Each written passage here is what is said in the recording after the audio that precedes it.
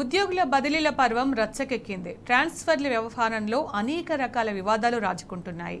ముఖ్యంగా ప్రభుత్వ మార్గదర్శకాలకు తిలోదకాలిచ్చి అధికారులు ప్రక్రియను ముగించి కుట్ర చేస్తున్నారన్న ఆరోపణ వినిపిస్తోంది. మరోవైపు కొన్ని కీలక శాఖల్లో కనీసం బదిలీల ఊసే లేదన్నది మరొక విమర్శ. ఉద్యోగ సంఘాల నేతలు సీఎంను, చీఫ్ సెక్రటరీని కలిసి సమస్యను ఏకరువు పెట్టినట్టు తెలుస్తోంది.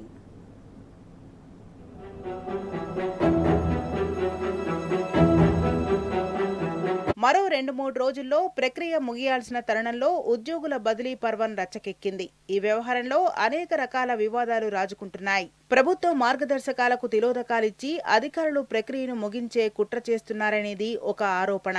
కొన్ని కీలక శాఖల్లో కనీసం బదిలీల ఊసు కూడా లేదన్నది మరొక విమర్శ.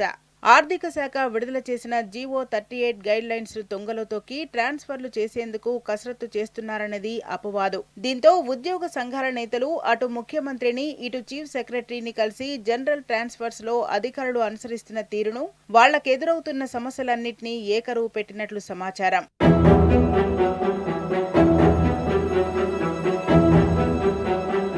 ప్రభుత్వ ఉద్యోగుల బదిలీల తంతు ప్రహసనంగా మారే సూచనలు కనిపిస్తున్నాయి. ట్రాన్స్ఫర్స్ పై బ్యాన్ ఎత్తివేస్తూ సాధారణ బదిలీలకు గ్రీన్ సిగ్నల్ ఇస్తూ ఆర్థిక శాఖ మార్గదర్శకాలు విడుదల చేసింది.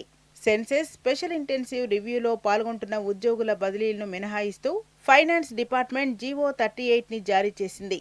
మే 15 వరకు ఉద్యోగుల నుంచి ఆన్లైన్లో ఐచ్ఛికాలు తీసుకోవడం, ఆ తర్వాత వాటిని పరిశీలించి మే 31లోగా బదిలీల ప్రక్రియ ముగించాలనేది ఉత్తర్వుల సారాంశం. బదిలీలకు అనుసరించాల్సిన మార్గదర్శకాలను కూడా ఈ ఆదేశాల్లో స్పష్టంగా పేర్కొన్నారు. కానీ వాటి అమలులో వివిధ శాఖల అధికారులు నిర్లక్ష్యం వహిస్తున్నారన్న ఆరోపణలు వినిపిస్తున్నాయి. మార్గదర్శకాల్లోని లొసుగుల ఆధారంగా తప్పుగా ఒక్కో శాఖకు ఒక్కోలా అన్వయిస్తూ అధికారులు నిర్ణయం చేస్తున్నారన్నది అపవాదు. ఉదాహరణకు, ఒకచోట ఒక ఉద్యోగి సేవలు 3 ఏళ్లు పూర్తయితే సదరు వ్యక్తి విజ్ఞప్తి మేరకు 4 ఏళ్లు పూర్తయితే తప్పనిసరిగా బదిలీ చేయాలన్నది ప్రాథమిక నిబంధన. కానీ అధికారులు ఇందుకు విరుద్ధంగా వ్యవహరిస్తూ 4 ఏళ్లు సర్వీసు పూర్తయిన వాళ్లు లేని చోట్ల 3 ఏళ్ల సేవలు పూర్తయిన వాళ్లను బదిలీ చేస్తున్నారన్నది ఆరోపణ. ముఖ్యంగా బీసీ, గిరిజన, సాంఘిక సంక్షేమ, ఆయుష్, ఆర్థిక శాఖ లాంటి చోట్ల నిబంధనల ఉల్లంఘన యథేచ్ఛగా జరుగుతోందన్నది విమర్శ.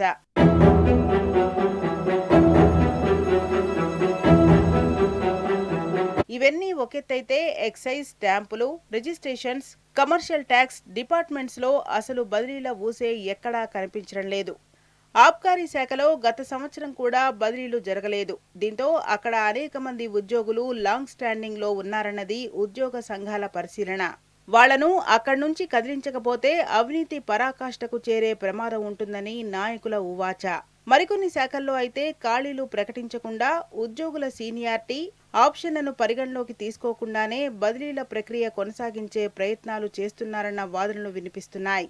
ప్రస్తుతం మే 15 నాటికే ఉద్యోగుల నుంచి ఆన్లైన్లో తీసుకున్న ఆప్షన్ల పరిశీలన కొనసాగుతోంది. 1-2 రోజుల్లో బదిలీల ఉత్తర్వులు కూడా వెలువడతాయి. ఈ తరుణంలో ఇంకా సమస్యలు ఒక కొలిక్కి రాకపోవడం ఉద్యోగులను ఆందోళనకు గురిచేస్తోంది.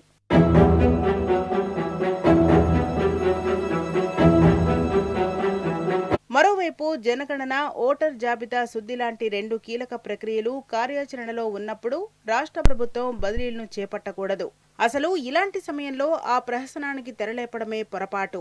ఇదే విషయాన్ని ప్రస్తావించినప్పుడు వివిధ ఉద్యోగ సంఘాల ఒత్తిడికి తలొగ్గి జనరల్ ట్రాన్స్ఫర్స్ కు క్లియరెన్స్ ఇవ్వాల్సి వచ్చిందన్నది ఆర్థిక శాఖ ఉన్నతాధికారుల నుంచి అందిన వివరణ.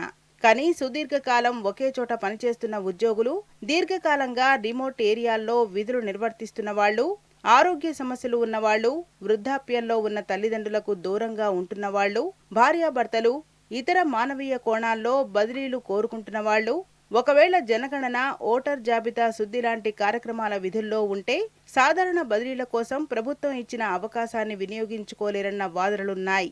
అలాంటి ఉద్యోగులకు అన్యాయం జరుగుతుందన్న వెర్షన్స్ ఉన్నాయి. ఇదిలా ఉంటే ఇక్కడ ఒక కొత్త భిన్నమైన కోణం సైతం ఉందన్నది టీఎన్జీఓ నేతల గమనిక. 4 ఏళ్ల డెడ్ లైన్ దాటి సుదీర్ఘకాలం ఒకే చోట ఉంటూ బదిలీ వేట్ను తప్పించుకోవడానికి సైతం కొందరు ఉద్యోగులు వ్యూహాత్మకంగా సెన్సెస్, ఎస్ఐఆర్ డ్యూటీలు వేయించుకుంటున్నట్లు వాళ్ల దృష్టికి వచ్చిందని వినికిడి.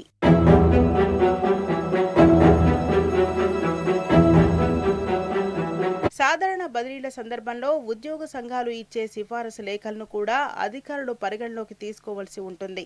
కానీ ఆ పరిస్థితి కనిపించడం లేదన్నది నాయకుల ఆక్షేపణ. కొన్ని శాఖల్లో అధ్యక్ష, కార్యదర్శుల లేఖలు చెల్లుబాటు అవుతున్నా ఆఫీస్ బేరర్ల విజ్ఞప్తులు బుట్టదాఖలు చేస్తున్నారన్నది వాళ్ల ఆవేదన.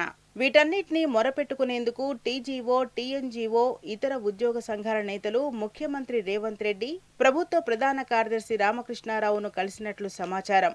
బదిలీల అమలులో తలెత్తుతున్న సమస్యలను క్రోడీకరించి ఒక విజ్ఞాపన పత్రాన్ని వాళ్లకు అందజేసినట్టు తెలుస్తోంది. కాగా సాధారణ బదిలీలపై ఎత్తివేసిన నిషేధం మరో 2 రోజులు మాత్రమే ఫోర్స్లో ఉంటుంది. డెడ్లైన్ ముగిస్తే ఆ తేదీని పొడిగిస్తారా, లేక ఇప్పటి వరకు జరిగిన తతంగంలోనే మమ అనిపిస్తారా అన్నది ప్రస్తుతం ఉద్యోగ వర్గాల్లో జోరుగా సాగుతున్న చర్చ.